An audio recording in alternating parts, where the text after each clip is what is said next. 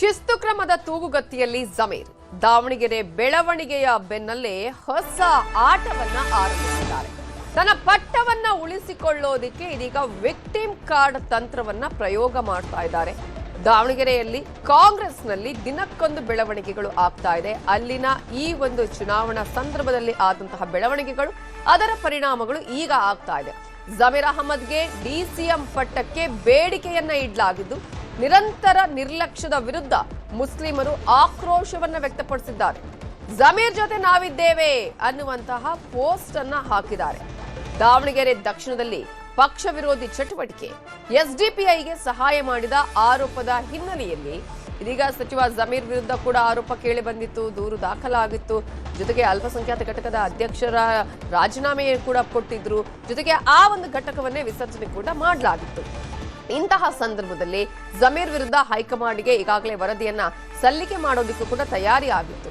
ಜಮೀರ್ರನ್ನ ಸಂಪುಟದಿಂದ ಕೈ ಬಿಡುವ ಚರ್ಚೆ ಆಗ್ತಾ ಇರುವ ಸಂದರ್ಭದಲ್ಲೇ ತನ್ನ ಪಟ್ಟ ಉಳಿಸಿಕೊಳ್ಳೋದಕ್ಕೆ ವಿಕ್ಟಿಮ್ ಕಾರ್ಡ್ ತಂತ್ರವನ್ನ ಪ್ರಯೋಗ ಮಾಡ್ತಾ ಇದ್ದಾರೆ.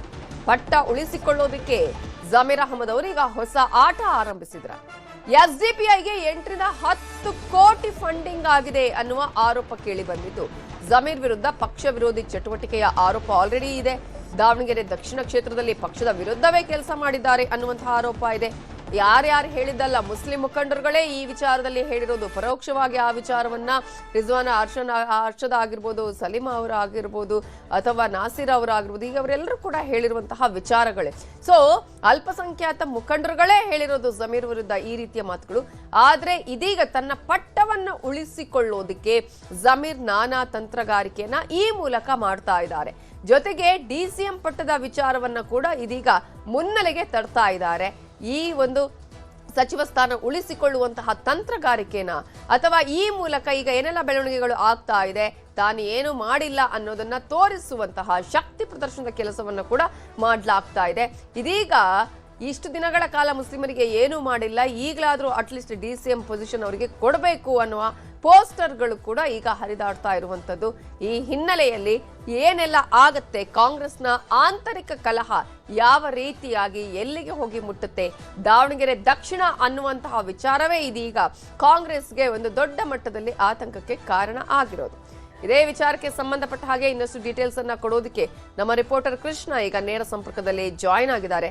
ಈಗಾಗಲೇ ಕೃಷ್ಣ, ಶಿಸ್ತು ಕ್ರಮದ ತೂಗುಗತಿಯಲ್ಲಿ ಜಮೀರ್ ಅಹಮದ್ ಇರುವಂತಹ ಕಾರಣಕ್ಕಾಗಿಯೇ ಇಂತಹ ಹೊಸ ಆಟವನ್ನ ಆರಂಭ ಮಾಡಿದಾರಾ, ಹೇಗೆ? ಖಂಡಿತವಾಗ್ಲೂ ನವಿತಾ, ಮುಖ್ಯಮಂತ್ರಿಗಳ ಆಪ್ತ ಸಚಿವರು ಅಂತ ಹೇಳ್ಬೋದು. ಈಗ ಪಕ್ಷ ವಿರೋಧಿ ಚಟುವಟಿಕೆ ಆರೋಪವನ್ನು ಸಚಿವ ಜಮೀರ್ ಅಹಮದ್ ಅವರು ಎದುರಿಸ್ತಾ ಇದ್ದಾರೆ. ಈಗ ಹೊಸ ಒಂದು ಆಟವನ್ನು ಶುರು ಮಾಡಿರುವಂಥದ್ದು, ಡಿಸಿಎಂ ಹುದ್ದೆಗೆ ಒಂದು ರೀತಿ ವಿಕ್ಟಿಮ್ ಕಾರ್ಡನ್ನು ಪ್ರಯೋಗವನ್ನು ಮಾಡೋದ್ರ ಮುಖಾಂತರವಾಗಿ ಎಲ್ಲ ಒಂದು ಕಡೆ ತಮ್ಮ ಪಟ್ಟವನ್ನು ಉಳಿಸ್ಕೊಳ್ಳುವಂತ ನಿಟ್ಟಿನಲ್ಲಿ ಸಚಿವ ಜಮೀರ್ ಅಹಮದ್ ಅವರು ಕೂಡ ಈಗಾಗಲೇ ಕಾರ್ಯತಂತ್ರಕ್ಕೆ ಮುಂದಾಗಿರುವಂಥದ್ದು. ಅಲ್ಪಸಂಖ್ಯಾತ ಕಮ್ಯುನಿಟಿಯಲ್ಲಿ ಪ್ರಭಾವಿ ನಾಯಕ ಅಂತಂದರೆ ಅದು ಸಚಿವ ಜಮೀರ್ ಅಹಮದ್ ಅಂತ ಹೇಳ್ಬೋದು. ಹಾಗಾಗಿನೇ ಸರ್ಕಾರ ಅಧಿಕಾರಕ್ಕೆ ಬಂದ ದಿನದಿಂದ ಕೂಡ, ಪಕ್ಷ ಅಧಿಕಾರಕ್ಕೆ ಬಂದ ದಿನದಿಂದ ಕೂಡ ಜಮೀರ್ ಅಹಮದ್ ಅವರು ಡಿಸಿಎಂ ಆಗಬೇಕು ನಿಟ್ಟಿನಲ್ಲಿ ಒಂದು ಕೂಗು ಅಲ್ಪಸಂಖ್ಯಾತ ಸಮುದಾಯದ ಕೇಳಿ ಬರ್ತಾ ಇದೆ. ಈಗ ಜಮೀರ್ ಅಹಮದ್ ಅವರ ವಿರುದ್ಧವಾಗಿ ಪಕ್ಷ ವಿರೋಧಿ ಚಟುವಟಿಕೆ ಆರೋಪ ಕೂಡ ಕೇಳಿ ಬರ್ತಾ ಇದೆ. ಮತ್ತೊಂದು ಕಡೆ ಎಲ್ಲ ಒಂದು ಕಡೆ ಆರೋಪದ ಅಡಿಯಲ್ಲಿ ಹೈಕಮಾಂಡ್ ನಾಯಕರು ಮುಂದಿನ ದಿನಗಳಲ್ಲಿ ಅವರ ವಿರುದ್ಧವಾಗಿ ಶಿಸ್ತು ಕ್ರಮವನ್ನು ಕೈಗೊಂಡು ಸಂಪುಟದಿಂದ ಕೈ ಬಿಡುವಂತ ನಿಟ್ಟಿನಲ್ಲಿ ಕೂಡ ಮುಖ್ಯಮಂತ್ರಿಗಳ ಸೂಚನೆ ಬಂದರೂ ಕೂಡ ಅಂತ ಸಂದರ್ಭದಲ್ಲಿ ಅನಿವಾರ್ಯವಾಗಿ ಜಮೀರ್ ಅಹಮದ್ ಅವರು ಕೂಡ ರಾಜೀನಾಮೆ ಕೊಡುವಂತ ಒಂದು ಪ್ರಸಂಗ ಬರಬಹುದು. ಆ ಕಾರಣಕ್ಕೋಸ್ಕರವಾಗಿಯೇ ಈಗ ಮುಂಜಾಗ್ರತಾ ಕ್ರಮವಾಗಿ ಈ ಜಮೀರ್ ಅಹಮದ್ ಅವರ ಪರವಾಗಿ ಒಂದು ರೀತಿ ದೊಡ್ಡ ಮಟ್ಟದ ಒಂದು ಸಮುದಾಯ ಅಂದ್ರೆ ಅಭಿಯಾನವನ್ನು ಶುರು ಮಾಡುವಂಥದ್ದು. ನಾವು ಜಮೀರ್ ಅಹಮದ್ ಅವರ ಪರವಾಗಿದ್ದೀವಿ, ಯಾವುದೇ ಕಾರಣಕ್ಕೂ ಕೂಡ ಅವರ ನಿರ್ಲಕ್ಷ್ಯವನ್ನು ಮಾಡಬಾರದು, ಅವರಿಗೆ ಡಿಸಿಎಂ ಪಟ್ಟವನ್ನು ಕೊಡಬೇಕು, ಮತ್ತೆ ಮಂತ್ರಿ ಸ್ಥಾನದಲ್ಲೂ ಕೂಡ ಮುಂದುವರಿಸಬೇಕು ಅನ್ನೋ ನಿಟ್ಟಿನಲ್ಲಿ ಕೂಡ ಈಗಾಗಲೇ ಒತ್ತಡ ಹಾಕುವಂತ ನಿಟ್ಟಿನಲ್ಲಿ ಅವರ ಸಮುದಾಯದ ಒಂದು ಬಣ ಈಗಾಗಲೇ ಕಾರ್ಯತಂತ್ರಕ್ಕೆ ಮುಂದಾಗಿರುವಂಥದ್ದು.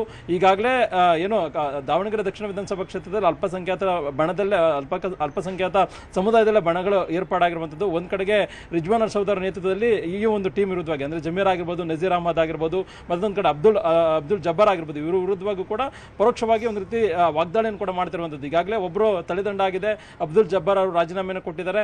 ಇವತ್ತು ಮುಖ್ಯಮಂತ್ರಿಗಳು ಚಿಕ್ಕಮಗಳೂರಿಂದ ಬೆಂಗಳೂರಿಗೆ ಬಂದ ಕೂಡಲೇ ಇವತ್ತು ಸಂಜೆ ನಜೀರ್ ಅಹಮದ್ ಅವರು ಕೂಡ ಮುಖ್ಯಮಂತ್ರಿಗಳನ್ನ ಭೇಟಿ ಮಾಡೋದ್ರ ಮುಖಾಂತರವಾಗಿ ಅವರನ್ನು ಚರ್ಚೆ ಮಾಡುವಂಥದ್ದು, ಮತ್ತೆ ರಾಜೀನಾಮೆ ಕೊಡುವಂತ ನಿಟ್ಟಿನಲ್ಲಿ ಅಂದ್ರೆ ತಮ್ಮ ರಾಜಕೀಯ ಕಾರ್ಯದರ್ಶಿ ಸ್ಥಾನಕ್ಕೆ ರಾಜೀನಾಮೆ ಕೊಡುವಂತ ಸಾಧ್ಯತೆ ಕೂಡ ದಟ್ಟವಾಗಿರುವಂಥದ್ದು. ಈಗಾಗಲೇ ಎಲ್ಲೊಂದು ಕಡೆ ಸಾದಿಕ್ ಪೈಲನ್ ಅವರು ಅವ್ರ ನಾಮಪತ್ರ ಸಲ್ಲಿಕೆ ಮಾಡುವಂತ ನಿಟ್ಟಿನಲ್ಲಿ ಇವರು ಬೆಂಬಲವನ್ನು ಕೊಟ್ಟಿದ್ರು ಅನ್ನುವಂಥದ್ದು ನಜೀರ್ ಅಹಮದ್ ಅವರು. ಹಾಗಾಗಿನೇ ನಜೀರ್ ಅಹಮದ್ ಅವರು ವಿರುದ್ಧವಾಗಿ ಕೂಡ ಶಿಸ್ತು ಕ್ರಮವನ್ನು ಕೈಗೊಳ್ಳುವಂತ ನಿಟ್ಟಿನಲ್ಲಿ ಹೈಕಮಾಂಡ್ ನಾಯಕರು ಈಗಾಗಲೇ ನಿರ್ಧಾರವನ್ನು ತೋರಿದ್ದಾರೆ. ಹಾಗಾಗಿನೇ ಈಗ ಎಲ್ಲ ಒಂದ್ ಕಡೆ ತಮ್ಮ ರಾಜಕೀಯ ಕಾರ್ಯದರ್ಶಿ ಸ್ಥಾನಕ್ಕೆ ರಾಜೀನಾಮೆ ಕೊಡಬೇಕಾಗುತ್ತೆ ಅನ್ನೋ ಕಾರಣಕ್ಕೋಸ್ಕರವಾಗಿ ನಜೀರ್ ಅಹಮದ್ ಅವರು ಕೂಡ ಈಗಾಗಲೇ ಉಲ್ಟವನ್ನು ಹೊಡಿತಾ ಇರುವಂತದ್ದು. ಅಂತಿಮವಾಗಿ ಮುಖ್ಯಮಂತ್ರಿಗಳಿಗೂ ಕೂಡ ಸೂಚನೆಯನ್ನು ಕೊಟ್ಟಿದ್ದಾರೆ. ಹೀಗಾಗಿ ಮುಖ್ಯಮಂತ್ರಿಗಳ ಒಂದು ಸೂಚನೆ ಮೇರೆಗೆ ಇವತ್ತು ಸಂಜೆ ನಜೀರ್ ಅಹಮದ್ ಇಂದ ಕೂಡ ರಾಜೀನಾಮೆ ಪಡೆದುಕೊಳ್ಳುವಂತ ಸಾಧ್ಯತೆ ಇದೆ. ಈಗ ಮೂರನೇವರು ಏನಂತಂದ್ರೆ ಸಚಿವ ಜಮೀರ್ ಅಹಮದ್ ಅವರು. ಹಾಗಾಗಿನ ಅವರ ವಿರುದ್ಧವಾಗಿ ದೊಡ್ಡ ಮಟ್ಟದ ತಲೆದಂಡ ಆಗುವಂತ ನಿಟ್ಟಿನಲ್ಲಿ ಕಾಂಗ್ರೆಸ್ನ ಒಂದು ದೊಡ್ಡ ಮಟ್ಟದ ಒಂದು ಬಣ ಕೂಡ ಕಾತರದಿಂದ ಕಾಯ್ತಾ ಇರುವಂತದ್ದು. ಇಲ್ಲ ಒಂದ್ ಕಡೆ ಡಿ.ಕೆ ಶಿವಕುಮಾರ್ ಕೂಡ ಈ ಒಂದು ವಿಚಾರದಲ್ಲಿ ಕೂಡ ಅಂದ್ರೆ ಅಲ್ಲಿ ಪಕ್ಷ ವಿರೋಧ ಚಟುವಟಿಕೆಗಳಲ್ಲಿ ದೊಡ್ಡ ಮಟ್ಟದಲ್ಲಿ ಕೆಲಸ ಆಗಿದೆ ಅನ್ನೋ ಒಂದು ಆಪಾದನೆಯನ್ನ ಪಕ್ಷದಲ್ಲಿರತಕ್ಕಂಥ ನಾಯಕರೇ ಮಾಡ್ತಿರ್ತಕ್ಕಂಥ ಸಂದರ್ಭದಲ್ಲಿ ಇಲ್ಲಿರ್ತಕ್ಕಂಥ ಸಂಪೂರ್ಣವಾದಂತಹ ಒಂದು ವರದಿಯನ್ನ ಡಿ.ಕೆ ಶಿವಕುಮಾರ್ ಮತ್ತು ಕೆಪಿಸಿಸಿ ಅಧ್ಯಕ್ಷ ಆಗಿರ್ತಕ್ಕಂಥ ಡಿ.ಕೆ ಶಿವಕುಮಾರ್ ಈಗ ಹೈಕಮಾಂಡ್ ನಾಯಕರಿಗೆ ಸಲ್ಲಿಕೆಯನ್ನು ಮಾಡಿದ್ದಾರೆ. ಯಾವ ಕ್ಷಣದಲ್ಲಾದರೂ ಕೂಡ ಸಚಿವ ಜಮೀರ್ ಅಹಮದ್ ಅವರ ವಿರುದ್ಧವಾಗಿ ಕ್ರಮವನ್ನು ಕೈಗೊಳ್ಳುವಂತ ಸಾಧ್ಯತೆ ಹೈಕಮಾಂಡ್ ನಾಯಕರಿಂದ ಮಾಡಬಹುದು. ಹಾಗಾಗಿನೇ ಈಗ ಮುಂಜಾಗ್ರತಾ ಮುನ್ನೆಚ್ಚರಿಕೆ ಕ್ರಮವಾಗಿ ಯಾವುದೇ ಕಾರಣಕ್ಕೂ ಕೂಡ ಸಚಿವ ಜಮೀರ್ ಅಹಮದ್ ಅವರ ನಿರ್ಲಕ್ಷ್ಯವನ್ನು ಮಾಡಬಾರದು.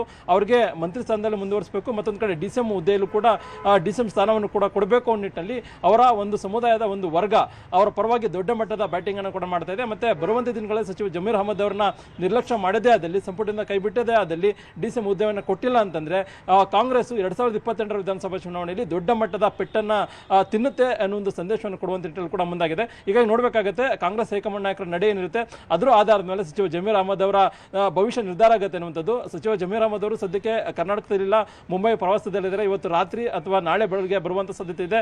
ನಾಳೆ ಬೆಳಗ್ಗೆ ಬಂದ ಸಂದರ್ಭದಲ್ಲಿ ಮುಖ್ಯಮಂತ್ರಿಗಳನ್ನ ಭೇಟಿ ಮಾಡಿದ ಸಂದರ್ಭದಲ್ಲಿ ಹೈಕಮಾಂಡ್ ನಾಯಕರಿಂದ ಎಲ್ಲ ಒಂದ್ ಕಡೆ ಸಿಎಂ ಸಿದ್ದರಾಮಯ್ಯ ಕೂಡ ಒಂದು ಸಂದೇಶ ಬಂದಿರುವಂತದ್ದು.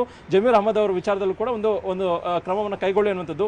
ಒಂದು ವೇಳೆ ಏನಾದರೂ ಹೈಕಮಾಂಡ್ ನಾಯಕರ ಸೂಚನೆ ಮೇರೆಗೆ ಮುಖ್ಯಮಂತ್ರಿಗಳು ಏನಾದರೂ ಸಚಿವ ಜಮೀರ್ ಅಹಮದ್ ಅವ್ರಿಗೂ ಕೂಡ ಸೂಚನೆ ಕೊಟ್ಟದೇ ಆದಲ್ಲಿ ಅವರು ಕೂಡ ಎಲ್ಲ ಒಂದ್ ಕಡೆ ರಾಜೀನಾಮೆ ಕೊಡುವಂತ ಒಂದು ಪ್ರಸಂಗ ಕೂಡ ಬರಬಹುದು. ಹಾಗಾಗಿನೇ ಇದೀಗ ಒಂದಷ್ಟು ವರ್ಗ ಈಗ ಸಚಿವ ಜಮೀರ್ ಅಹಮದ್ ಪರವಾಗಿ ದೊಡ್ಡ ಮಟ್ಟದ ಬ್ಯಾಟ್ ಅನ್ನ ಬೀಸ್ತಾ ಇರುವಂತದ್ದು. ನವಿತಾ ಕೃಷ್ಣ, ಈ ಒಂದು ದಾವಣಗೆರೆ ದಕ್ಷಿಣ ಅನ್ನುವಂತಹ ವಿಚಾರ ಯಾವ ರೀತಿಯಾಗಿ ಕಾಂಗ್ರೆಸ್ ನಲ್ಲಿ ಬಣ ರಾಜಕೀಯ, ಅಲ್ಪಸಂಖ್ಯಾತರ ನಡುವೆನೇ ಬಣ ರಾಜಕೀಯ ಆಯಿತು. ಅದರ ಜೊತೆಗೆ ಈಗಾಗಲೇ ಸಿದ್ದರಾಮಯ್ಯ ಅವರ ಬಣ, ಡಿ.ಕೆ.ಶಿ ಬಣ ಅನ್ನುವಂಥದ್ದು ಗೊತ್ತೇ ಇರುವಂತಹ ವಿಚಾರ. ಇದು ಕೂಡ ಈಗ ತಮ್ಮ ಬಣ ಮೇಲುಗೈ ಅನ್ನುವಂತಹ ಹಿನ್ನೆಲೆಯಲ್ಲಿ ಆಗುವಂತಹ ಬೆಳವಣಿಗೆಗಳು. ಜೊತೆಗೆ ಡಿ.ಕೆ. ಶಿವಕುಮಾರ್ ಅವರು ನೇರವಾಗಿ ಈಗಾಗಲೇ ಶಿಸ್ತು ಕ್ರಮದ ವಿಚಾರವನ್ನು ಕೂಡ ಹೈಕಮಾಂಡ್ಗೆ ಕೊಟ್ಟಿರೋದ್ರಿಂದ ಆಂತರಿಕವಾಗಿ ಏನೆಲ್ಲ ಬೆಳವಣಿಗೆಗಳಿಗೆ ಇದು ಕಾರಣ ಆಗಬಹುದು? ನವಿತಾ, ರಾಜ್ಯ ಕಾಂಗ್ರೆಸ್ನಲ್ಲಿ ಬರುವಂಥ ದಿನಗಳಲ್ಲಿ ಏನು ಬೇಕಾದ್ರೂ ಆಗ್ಬೋದು ಅನ್ನುವಂಥದ್ದು ಈಗ ಸದ್ಯಕ್ಕಿರುವಂಥ ಚರ್ಚೆ ಆಗ್ತಾ ಇರುವಂಥದ್ದು. ಒಂದು ಕಡೆಗೆ ಕಾಂಗ್ರೆಸ್ ಹಿರಿಯ ಶಾಸಕರು ಸಂಪುಟ ಪುನರಚನೆಗೆ ದೆಹಲಿಗೆ ಹೋಗಿರುವಂಥದ್ದು, ಮತ್ತೊಂದು ಕಡೆ ನಾಳೆ ಅಥವಾ ನಾಡಿದ್ದು ಡಿ.ಕೆ ಶಿವಕುಮಾರ್ ಆಪ್ತ ಬಣದ ಶಾಸಕರು ಕೂಡ ಇಲ್ಲೊಂದು ಕಡೆ ಮುಖ್ಯಮಂತ್ರಿಗಳ ಬದಲಾವಣೆ ಮಾಡುವಂಥ ನಿಟ್ಟಿನಲ್ಲಿ ಕೂಡ ಹೈಕಮಾಂಡ್ ನಾಯಕರಿಗೆ ಒತ್ತಡ ಹಾಕುವಂಥ ನಿಟ್ಟಿನಲ್ಲಿ ಕೂಡ ಮುಂದಾಗಿರುವಂಥದ್ದು. ಇದರ ನಡುವೆ ದಾವಣಗೆರೆ ದಕ್ಷಿಣ ವಿಧಾನಸಭಾ ಕ್ಷೇತ್ರದಲ್ಲಿ ಅಲ್ಪಸಂಖ್ಯಾತರ ನಡುವೆ ಈಗ ಒಂದು ರೀತಿ ದೊಡ್ಡ ಮಟ್ಟದ ಜಟಪಟಿ ಶುರುವಾಗಿರುವಂಥದ್ದು.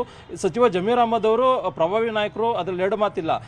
ಮುಖ್ಯಮಂತ್ರಿಗಳ ಆಪ್ತ ಸಚಿವರು ಕೂಡ ಮತ್ತೆ ಮುಖ್ಯಮಂತ್ರಿಗಳು ಅವ್ರ ಪರವಾಗಿ ನಿಂತಿದ್ದಾರೆ. ಮತ್ತೆ ಜಮೀರ್ ಅಹಮದ್ ಅವರು ಕೂಡ ಸಿಎಂ ಸಿದ್ದರಾಮಯ್ಯ ಕೂಡ 5 ವರ್ಷಗಳ ಕಾಲ ಮುಖ್ಯಮಂತ್ರಿ ಆಗಬೇಕು ಅನ್ನೋ ನಿಟ್ಟಿನಲ್ಲಿ ಕೂಡ ಜಮೀರ್ ಅಹಮದ್ ಸಾಕಷ್ಟು ಬಾರಿ ಕೂಡ ಹೇಳಿದ್ದಾರೆ. ಇದೇ ಒಂದು ವಿಚಾರ ಡಿ.ಕೆ ಶಿವಕುಮಾರ್ಗೆ ಹಲವು ಬಾರಿ ಕೇಳಿಸುವಂತೆ ಮಾಡಿತ್ತು. ಇಲ್ಲ ಒಂದ್ ಕಡೆ ರಾಜ್ಯ ಕಾಂಗ್ರೆಸ್ನಲ್ಲಿ ಕೂಡ ಒಂದು ಮಾತುಗಳು ಕೇಳಿ ಬರ್ತಾ ಇರುವಂತದ್ದು, ಸಚಿವ ಜಮೀರ್ ಅಹಮದ್ ಅವರನ್ನ ಅಣಿಬೇಕು ಅನ್ನೋ ಒಂದು ಕಾರಣಕ್ಕೋಸ್ಕರವಾಗಿಯೇ ಈಗ ದಾವಣಗೆರೆ ದಕ್ಷಿಣ ವಿಧಾನಸಭಾ ಕ್ಷೇತ್ರದಲ್ಲಿ ಇಲ್ಲ ಒಂದ್ ಕಡೆ ಅಲ್ಪಸಂಖ್ಯಾತರು ಗಲಾಟೆಯನ್ನು ಶುರುವಾಗಿದೆ ಮತ್ತು ಪಕ್ಷ ವಿರೋಧಿ ಚಟುವಟಿಕೆಯನ್ನು ಮಾಡಿದರೆ ಇದಕ್ಕೆಲ್ಲ ಮೂಲ ಕಾರಣ ಇವರೇ ಅನ್ನೋ ಒಂದು ಮೇಲ್ನೋಟಕ್ಕೆ ಕೂಡ ಕಂಡು ಬರ್ತಿರುವಂತಹ ಒಂದು ಸಂದರ್ಭದಲ್ಲಿ ಇಲ್ಲ ಒಂದ್ ಕಡೆ ಇದೆಲ್ಲದ್ರ ಬಗ್ಗೆ ಒಂದು ವರದಿಯನ್ನ ಈಗ ಡಿ.ಕೆ ಶಿವಕುಮಾರ್ ಮತ್ತು ಕೆಪಿಸಿಸಿ ಅಧ್ಯಕ್ಷರಾಗಿರ್ತಕ್ಕಂಥ ಡಿ.ಕೆ ಶಿವಕುಮಾರ್ ಅವರು ಹೈಕಮಾಂಡ್ ನಾಯಕರಿಗೆ ಸಲ್ಲಿಕೆಯನ್ನು ಮಾಡಿದ್ದಾರೆ. ಅದರ ಆಧಾರದ ಮೇಲೆ ಸುರ್ಜೇವಾಲಾ ಅವರು ಈಗ ಖುದ್ದು ಮುಖ್ಯಮಂತ್ರಿಗಳಿಗೆ ಸೂಚನೆಯನ್ನ ಕೊಟ್ಟಿರುವಂತಹ ಒಂದು ಕಾರಣಕ್ಕೋಸ್ಕರವಾಗಿಯೇ ನಜೀರ್ ಅಹಮದ್ ಅವರು ಇವತ್ತು ಸಂಜೆ ಮುಖ್ಯಮಂತ್ರಿಗಳನ್ನ ಭೇಟಿ ಮಾಡೋದ್ರ ಮುಖಾಂತರವಾಗಿ ಈಗ ರಾಜೀನಾಮೆಯನ್ನು ಪಡ್ಕೊಳ್ತಾ ಇರುವಂತದ್ದು. ಅವರಿಂದ ತಮ್ಮ ರಾಜಕೀಯ ಕಾರ್ಯದರ್ಶಿ ಸ್ಥಾನದಿಂದ ರಾಜೀನಾಮೆ ಪಡ್ಕೊಳ್ತಾ ಇರುವಂತದ್ದು ನಜೀರ್ ಅಹಮದ್ ಇಂದ. ಈಗ ಮೂರನೇವರು ಅಂತಂದ್ರೆ ಸಚಿವ ಜಮೀರ್ ಅಹಮದ್ ಅವರು. ಹಾಗಾಗಿ ಜಮೀರ್ ಅಹಮದ್ ಅವರ ವಿಚಾರದಲ್ಲೂ ಕೂಡ ಒಂದು ವೇಳೆ ಏನಾದರೂ ಮುಖ್ಯಮಂತ್ರಿಗಳು ತಮ್ಮ ಆಪ್ತರು ಅನ್ನೋದನ್ನು ಬಿಟ್ಟು ಏನಾದರೂ ಸಚಿವ ಜಮೀರ್ ಅಹಮದ್ ವಿರುದ್ಧವಾಗಿ ಮುಖ್ಯಮಂತ್ರಿಗಳು ಏನಾದರೂ ಕ್ರಮವನ್ನು ಕೈಗೊಂಡೇ ಆದಲ್ಲಿ ಇಲ್ಲ ಒಂದ್ ಕಡೆ ಒಂದ್ ರೀತಿ ರಾಜ್ಯ ಕಾಂಗ್ರೆಸ್ನಲ್ಲೇ ಒಂದ್ ರೀತಿ ಬಣಗಳ ರಾಜಕೀಯ ದೊಡ್ಡ ಮಟ್ಟಕ್ಕೆ ತಾರಕಕ್ಕಿರುವಂತ ಸಾಧ್ಯತೆ ಇದೆ. ಮತ್ತು ಆಂತರಿಕ ಬಣ ಬಡಿದಾಟ ಒಂದ್ ರೀತಿ ಬೀದಿಗೆ ಬರೋದ್ರ ಮುಖಾಂತರವಾಗಿ ರಾಜ್ಯ ಕಾಂಗ್ರೆಸ್ನಲ್ಲೂ ಕೂಡ ಬರುವಂತ ದಿನಗಳಲ್ಲಿ ಒಂದ್ ರೀತಿ ಬೇರೆ ಬೇರೆ ರೀತಿಯಿಂದ ಒಂದು ಬೆಳವಣಿಗೆಗಳು ಕೂಡ ಆಗುವಂತ ಸಾಧ್ಯತೆ ಇದೆ. ಅದು ಬರುವಂತ ದಿನಗಳು ಕೂಡ ಕಾಂಗ್ರೆಸ್ ಪಕ್ಷದ ಮೇಲೆ ಕೂಡ ದೊಡ್ಡ ಮಟ್ಟದ ಒಂದ್ ರೀತಿ ನಷ್ಟ ಆಗುವಂತ ಸಾಧ್ಯತೆ ಇದೆ. ಹಾಗಾಗಿನೇ ಇಲ್ಲ ಒಂದ್ ಕಡೆ ಡಿ.ಕೆ ಶಿವಕುಮಾರ್ ಅವರ ಬಣ ಇದೀಗ ಇಲ್ಲ ಒಂದ್ ಕಡೆ ತಮ್ಮ ಆಟವನ್ನ ಶುರು ಮಾಡಿರುವಂತಹ ಒಂದು ಕಾರಣಕ್ಕೋಸ್ಕರವಾಗಿಯೇ ಈ ರೀತಿಯಾದ ಒಂದು ಬೆಳವಣಿಗೆಗಳು ಅಂದ್ರೆ ಸೀಮಾ ಆಪ್ತ ಬಣದ ಒಂದು ಶಾಸಕರು ಸಚಿವರುಗಳ ಮೇಲೆ ಈ ರೀತಿಯಿಂದ ಒಂದು ತೂಗುಗತ್ತಿ ಈಗ ಕಂಡು ಬರ್ತಾ ಇರುವಂತದ್ದು. ನವಿತಾ.